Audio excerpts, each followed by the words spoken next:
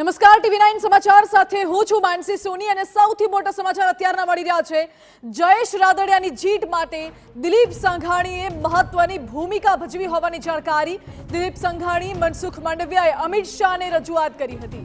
તો જામકંડોરણાની મુલાકાત દરમિયાન આ રજૂઆત થઈ હતી અને વિઠ્ઠલ રાદડિયાનું સહકારી ક્ષેત્રનું ખેડાણ અને તેના પોતાના મતદારો બહુમતીમાં હોવાનું પણ કહેવામાં આવ્યું હતું। મહત્વનું છે કે ઇફકોમાં ડિરેક્ટરની ચૂંટણીમાં જયેશ રાદડિયાની જીત થઈ છે। જયેશ રાદડિયાની પેનલમાં જીતમાં દિલીપ સંઘાણીની ભૂમિકા મહત્વની રહી છે। અમિત શાહ જ્યારે જામકંડોરણાની મુલાકાતે હતા ત્યારે દિલીપ સંઘાણીએ અમિત શાહને રજૂઆત કરી હોવાની પણ જાણકારી મળી રહી છે। દિલીપ સંઘાણીની સાથે મનસુખ માંડવિયાએ પણ અમિત શાહને રજૂઆત કરી હતી। વધુ જાણકારી સાથે જોડાઈ ગયા છે સંવાદદાતા મોહિત ભટ્ટ। મોહિત, જયેશ રાદડિયાની જીત પાછળ મોટા નેતાઓની રજૂઆતની જાણકારી મળી રહી છે, શું છે હકીકત? સ્પષ્ટપણે જે રીતે જ્યારથી ઇફકોની ચૂંટણી જાહેર થઈ અને ત્યારબાદ જે 3 જેટલા વ્યક્તિઓ છે તેમના દ્વારા ફોર્મ ભરવામાં આવ્યું ત્યારથી જે રાજકારણ છે તે ગરમાયું હતું। એક તરફ ભાજપ છે તેમના દ્વારા બિપિન ગોતા છે તેમને મેન્ડેટ આપવામાં આવ્યું હતું અને તેની સામે જયેશ રાદડિયા છે તેમના દ્વારા પણ આ ફોર્મ છે તે ભરવામાં આવ્યું હતું।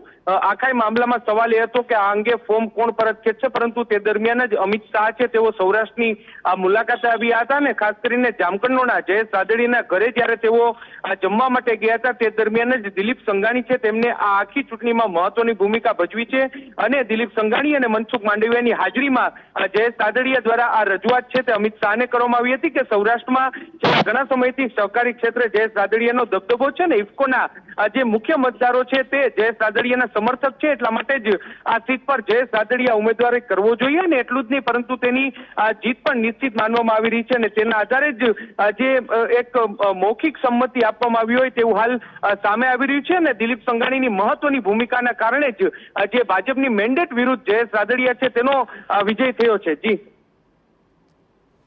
જી મોહિત, બિલકુલ આભાર આપનો। એટલે ભાજપે જેને મેન્ડેટ આપ્યો હતો તે બિપિન પટેલની હાર થઈ છે અને ભાજપના મેન્ડેટ વિરુદ્ધ જયેશ રાદડિયાની જીત થઈ છે। જો કે સહકારી ક્ષેત્રમાં જયેશ રાદડિયાની ભૂમિકા મહત્વની છે, જયેશ રાદડિયાની પકડ સારી છે અને જે મતદારો છે તેમનામાં પણ એ જયેશ રાદડિયા પસંદગી રહ્યા હતા। વધુ જાણકારી મોહિતે આપી તેના માટે મોહિત આપનો આભાર। પરંતુ જયેશ રાદડિયા અત્યારે જીતી ગયા છે। અમારી સાથે પોતે જયેશ રાદડિયા જોડાઈ ગયા છે। જયેશભાઈ, સ્વાગત છે આપનું TV9 માં। જયેશભાઈ, આપની પહેલી પ્રતિક્રિયા?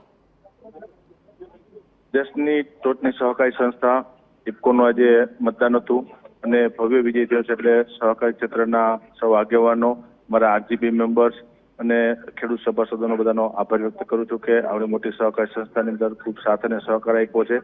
સૌનો ખૂબ ખૂબ હૃદયપૂર્વક આભાર છે। જયેશભાઈ, ભાજપે જેને મેન્ડેટ આપ્યું હતું તેમની હાર થઈ છે, ભાજપના મેન્ડેટ વિરુદ્ધ આપની જીત થઈ છે।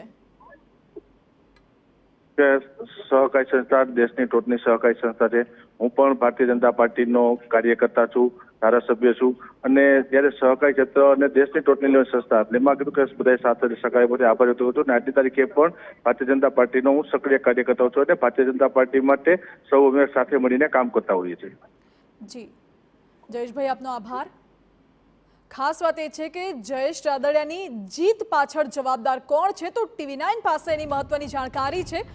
દિલીપ સંઘાણી અને મનસુખ માંડવિયાએ અમિત શાહને આ અંગે રજૂઆત કરી હોવાની પણ જાણકારી મળી રહી છે। અમિત શાહ જ્યારે જામકંડોરણાની મુલાકાતે હતા તે દરમિયાન દિલીપ સંઘાણી અને મનસુખ માંડવિયાએ અમિત શાહ સાથે આ અંગે વાતચીત કરી હતી અને ત્યારબાદ જયેશ રાદડિયાની જીત હાંસલ થઈ છે। જોકે આ સમગ્ર ઘટનામાં વિઠ્ઠલ રાદડિયાનું સહકારી ક્ષેત્રનું ખેડાણ અને તેના પોતાના મતદારો બહુમતીમાં હોવાનું પણ કહેવામાં આવી રહ્યું છે।